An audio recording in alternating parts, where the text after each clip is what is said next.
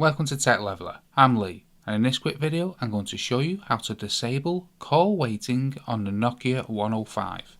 First things first, let's head over to the menu by pressing the middle button. And then let's come all the way down to the settings here and let's go into that. Now what you want to come down to is the call settings here. And we want to go into that by pressing the middle button again. Then let's come down to call waiting service.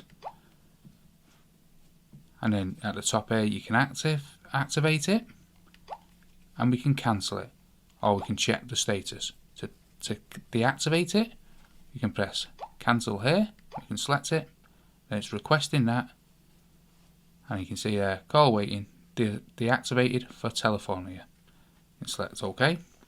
So now it's deactivated call waiting on the Nokia 105. Hope you found that video helpful. If you did, smash a like, smash the subscribe, and thank you for watching.